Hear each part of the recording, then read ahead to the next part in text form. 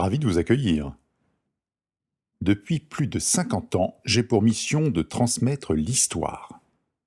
D'ailleurs, c'est ce que j'ai privilégié dans mes salles, à partir des collections que je conserve, des archives, des objets, des témoignages, pour redonner vie à une époque, aussi dure soit-elle, la Seconde Guerre mondiale. Ses victimes, ses résistants, ses déportés. Savez-vous qu'ici, au cœur même de la citadelle, entre 41 et 44, pas moins de 100 condamnés à mort furent fusillés?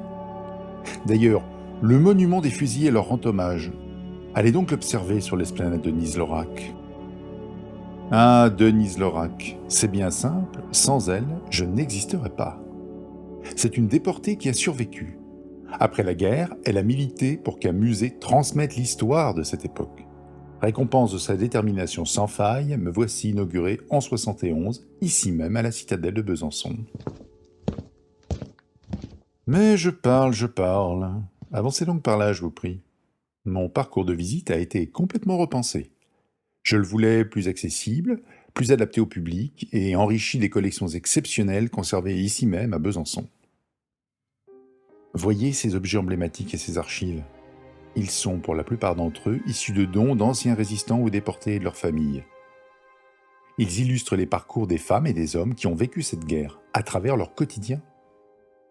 Tenez, derrière vous, observez donc ce réveil à l'effigie d'Hitler, ou ce livre à moitié calciné de Stefan Zweig, retiré d'un autodafé, ou encore cette petite imprimerie d'enfants destinée à un premier journal clandestin.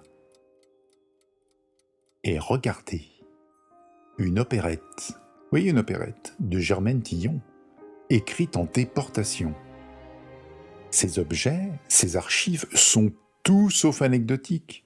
Ils incarnent la réalité et sont les traces d'une époque qui s'éloigne. Néanmoins, cette histoire nous interpelle toujours et nous pose toujours question.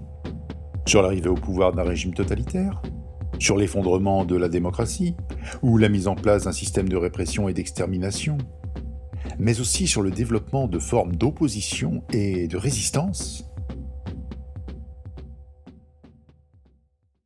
Ah, nous y voici. Ces salles abritent mon trésor.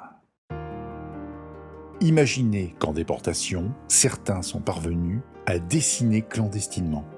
Incroyable, non? Alors que survivre était un combat de tous les jours, ils ont trouvé la force de témoigner par le dessin. Ma collection d'art en déportation est d'ailleurs une des plus belles d'Europe.